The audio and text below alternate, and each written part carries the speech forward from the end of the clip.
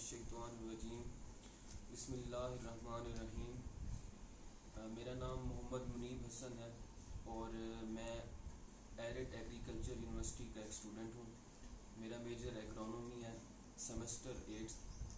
تو آج جس ٹاپک پہ میں بات کرنا چاہ رہا ہوں وہ ہے ایگریکلچر کے متعلق۔ تو ہم سب کو پتہ ہے کہ آج سے کچھ سال پہلے جو ہمارے روایات تھے، جو ٹریڈیشنز تھیں، تو ان ٹریڈیشنز کو ایگریکلچر کی اور ماڈرن ایگریکلچر کی نظر میں کس طرح سے دیکھا جاتا ہے، تو آج ہم ان دونوں کے درمیان کچھ فرق کریں گے۔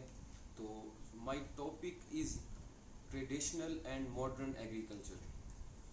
سو میں ٹریڈیشنل ایگریکلچر سے سٹارٹ کرتا ہوں۔ سب سے پہلے ایگریکلچر، کہ ایگریکلچر کیا ہے۔ ایگریکلچر کسی بھی لینڈ کی پریپریشن کر کے اس کے اندر کوئی بھی کراپس اور اس کی گروتھ کو انکریز کرنا یا اس کی گروتھ کو جو ہے آگے اس کی کوالٹی کو امپروو کرنا، سب سے پہلی چیز ایگریکلچر اس کو کہتے ہیں ہم۔ تو ایگریکلچر کے بعد جو اس کے پروسیس آتے ہیں، جو اس کے اندر ہم چیزیں کرتے ہیں، تو پہلے جو ٹریڈیشنل ایگریکلچر کے متعلق میں بات کرتا ہوں۔ جو ٹریڈیشنل ایگریکلچر تھیں وہ اس طرح سے تھی کہ پہلے کے لوگ کیا کرتے تھے۔ ٹریڈیشنل ایگریکلچر وہ تھی کہ جس کے اندر فارمرز اپنے بچوں کو ساتھ لے کر، اپنے فیملی کو ساتھ لے کر اپنی لینڈز پہ جاتے تھے، وہاں پہ جا کے کاشت کرتے تھے۔ کاشت کرنے کے بعد وہاں پہ ان کا پانی کا سسٹم، ان کی فرٹیلائزرز، کھادیں وغیرہ، ویڈ کنٹرول، ان کا یہ سارا سسٹم کس طرح سے ہوتا تھا، تو وہ میں آپ کو بتانے جا رہا ہوں۔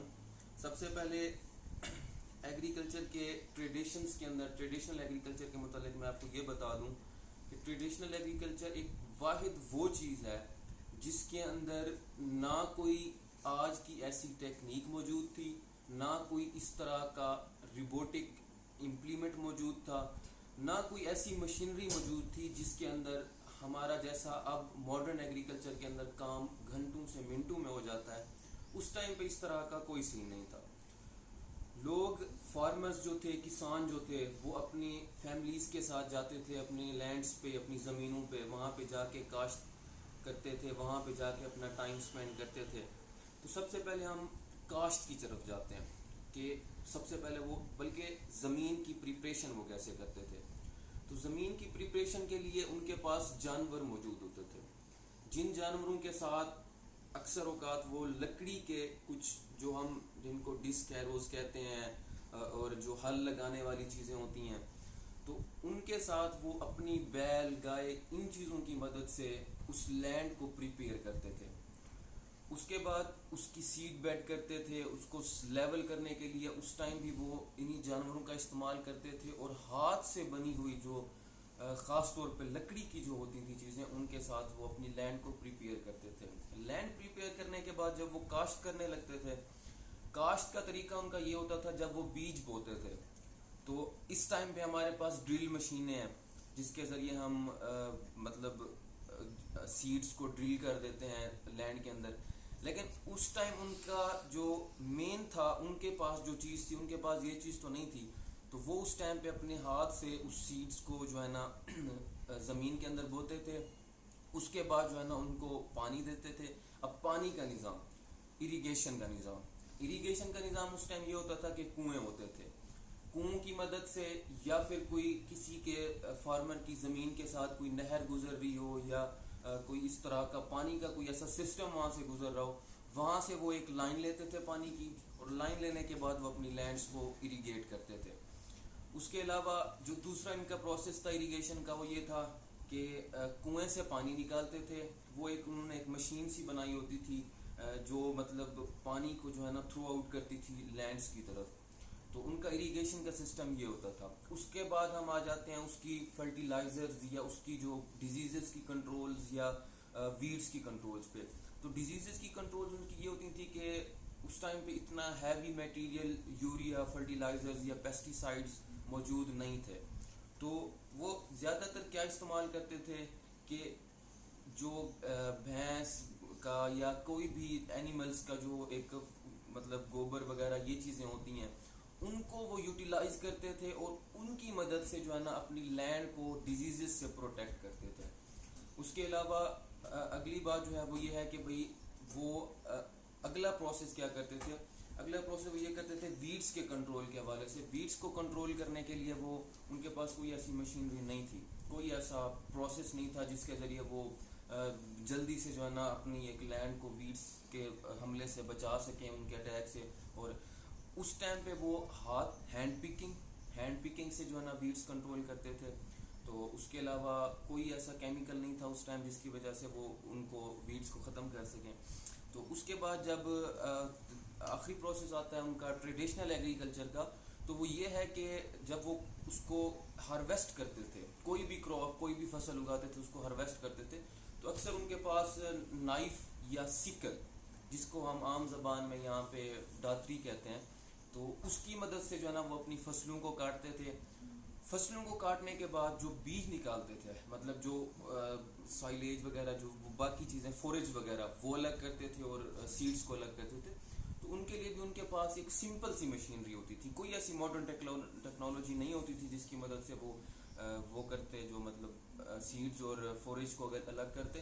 تو اس کے علاوہ جو ہم چیز ٹریڈیشنل میں دیکھتے ہیں تو ان کا جو سارا پروسیس تھا نا وہ اپنے اوپر ڈیپینڈنٹ تھا, یعنی وہ جتنی محنت خود کرتے تھے اتنا ہی انہیں پھل ملتا تھا.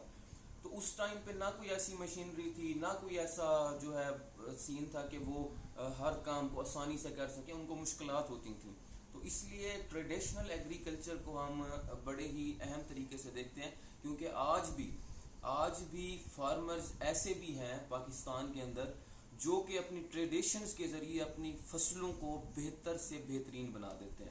اس کی وجہ یہ ہے کہ ان کے پاس سب سے پہلی جو چیز ہوتی ہے وہ ایکسپیرینس ہوتا ہے. ایکسپیرینس کے بعد جو ان کا اپنا ایک محنت ہوتی ہے وہ محنت کرنا نہیں بھولتے. مشینیں آ گئیں, ماڈرن ایگریکلچر آ گئی, لیکن پھر بھی ٹریڈیشنل ایگریکلچر آج بھی انہوں نے اپنائی ہوئی ہے. جو ہمارے پہلے کے بزرگان تھے جو آج بھی فارمنگ کرتے ہیں, فارمرز ہیں, کوئی بھی فصل اگاتے ہیں, کچھ بھی کرتے ہیں. اس کے بعد ہم آ جاتے ہیں ماڈرن ایگریکلچر پہ. ماڈرن ایگریکلچر کیا ہے؟ ماڈرن ایگریکلچر وہ ہے کہ جس کی مدد سے ہم آسانی سے اپنی لینڈ کو پریپیئر بھی کر سکتے ہیں.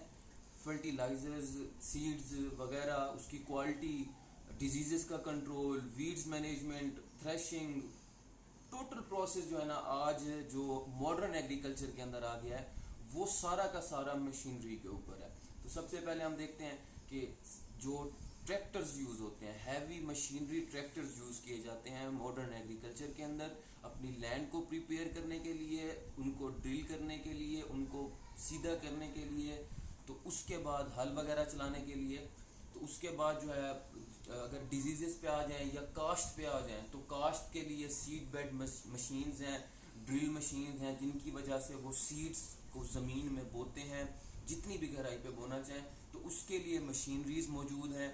اور اس کے علاوہ جب ہم ویڈس کے کنٹرول پہ آتے ہیں تو ویڈس کے کنٹرول کے لیے آج کافی اچھی جو ہے نا کٹرز موجود ہیں. اس کے علاوہ جو ہے نا اور ایسی مشینیں موجود ہیں اور کیمیکلز ایسے موجود ہیں جن کی وجہ سے ہم ویڈس کو کنٹرول کر سکتے ہیں. اس کے بعد ہم آ جاتے ہیں ڈیزیزز کے کنٹرول پہ. ڈیزیزز کے کنٹرول کے لیے پہلے جو پروسیس تھا اور اب جو پروسیس ہم ریلیٹ کرتے ہیں اس میں زمین آسمان کا فرق ہے. اب پیسٹی سائڈز یوز ہوتی ہیں, انسیکٹی سائڈز یوز ہوتی ہیں, ہربی سائڈز یوز ہوتی ہیں.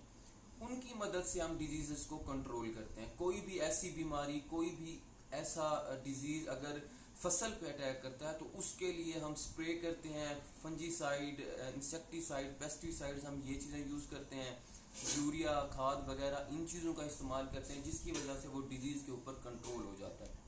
لیکن ماڈرن ٹیکنالوجی کا ایک جو امپیکٹ ہے وہ یہ ہے کہ اس سے کافی امپرومنٹ ہوتی ہے, کافی سیڈز کی کوالٹی کے متعلق پتہ چلتا ہے, ہر ایک چیز کی پریکاشنز کا پتہ چلتا ہے. اس کے علاوہ جو ماڈرن ٹیکنالوجی کے کچھ نقصانات بھی ہیں وہ یہ کہ جب ہم کوئی بھی کسی بھی کراپ پہ فرٹیلائزرز یوز کرتے ہیں, فرٹیلائزر یوز کرنے کے بعد ان کے ڈیزیزز کا اٹیک تو ہم کنٹرول کر لیتے ہیں, لیکن جو اس کی گروتھ ہوتی ہے وہ بعض اوقات ریڈیوس ہو جاتی ہے. اس کی وجہ کیا؟ کیونکہ پلانٹس کے اندر امیونٹی نہیں ہوتی ان فرٹیلائزرز کو یا ان کیمیکلز کو برداشت کرنے کی.